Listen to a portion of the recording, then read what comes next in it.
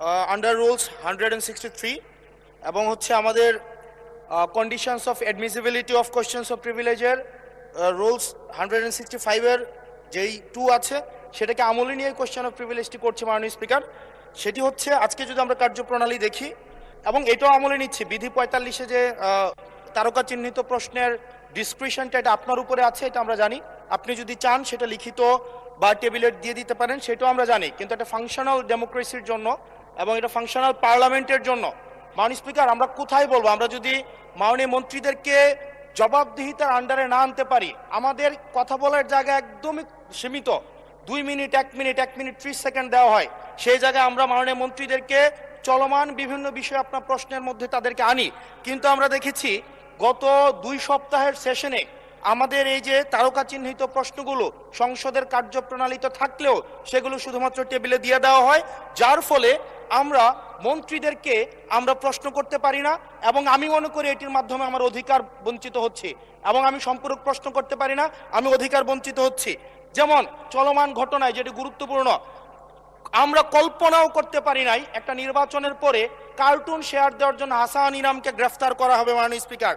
আমরা হাসিনার আমলে দেখেছি কটূক্তি করার জন্য গ্রেফতার করা হয়, কার্টুন শেয়ার করার কারণে আমাদের চিফ হুইপ মহোদয় আমাদেরকে ইনভাইট করেছিলেন এই সংসদে, যে উনি বলেছিলেন তিমির এবং হাঙ্গর, এটা স্যাটায়ার করে বলেছিলেন, এটা আমরাও বুঝেছি, এটা উনিও বুঝেছেন। কিন্তু মাননীয় স্পিকার দুঃখজনক বিষয় হচ্ছে যে এই কার্টুনটি শেয়ার করার কারণে আমাদের মাননীয় চিফ হুইপ মহোদয়ের এক কর্মী মামলা করেছে 25 ধারায়। যে মামলা 25 ধারায় যদি সংক্ষেপে বলি, আপনি মাননীয় স্পিকার, মাননীয় সদস্য 1 মিনিট মাননীয় স্পিকার, আমরা এমনি সুযোগ পাই না, সুযোগ দেওয়া হয় ঠিক না। আছে, আমরা কবে ট্রেজারি ব্রাঞ্চে যাব, 45 মিনিট ধরে কথা বলবো, অবশ্যই বলবো, সেদিন অবশ্যই ইনশাআল্লাহ আসবে। মাননীয় সদস্য আপনি একটু শেষ করুন দয়া করে। জাস্ট 1 মিনিট মাননীয় স্পিকার। 25 ধারায় রয়েছে, যে বিধিতে মামলা হয়েছে 25 ধারায় রয়েছে যৌন নির্যাতন করা হইলে, সংক্ষেপে বলছি, তাইলে এই ধারায় মামলা করা হবে। কিন্তু মাননীয় স্পিকারের মাননীয় হুইপ মহোদয়ের যেই মিমটি শেয়ার করা হয়েছে সেখানে কোথায় যৌন নির্যাতন করা হয়েছে? এখানে একটা মিম শেয়ার দেওয়া হয়েছে যেখানে দেওয়া হয়েছে তিমি মাছ সবাইকে সার্ভ করা হচ্ছে।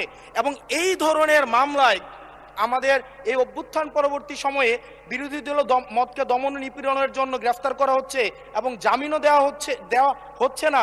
এবং এইখানে কোনো ধারায় 25 ধারায় সাইবার নিরাপত্তা যেটা আইন এই সংসদে পাশ করা হয়েছে, এই আইনে কূটনীতির জন্য বা রাজনৈতিক স্যাটায়ারের জন্য আমাদের হচ্ছে মামলা করার কোনো বিধান নাই। সেই জায়গাতে এই প্রশ্নগুলো আমরা কাদেরকে করব? যদি আমাদেরকে আমাদের এই মৌখিক প্রশ্ন উত্তর পর্বটি যদি আপনারা বাদ দিয়ে দেন, তাহলে আমরা কাদের কাছে প্রশ্ন করব?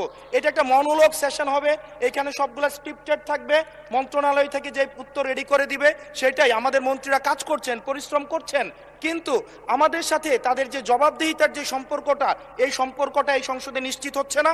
এবং আমি মনে করছি রুলস 163 এই বিধি অনুযায়ী আমার অধিকার বঞ্চিত করা হচ্ছে এবং অতি সত্বর এই যে মৌখিক উত্তরদানের যে কর্মসূচিটি রয়েছে সেটি রুলস অফ প্রসিজারে অন্তর্ভুক্ত করা হোক, যাতে করে আমাদের মাননীয় মন্ত্রীদেরকে আমরা জবাবদিহিতার আন্ডারে আমরা আনতে পারি। ধন্যবাদ মাননীয় স্পিকার।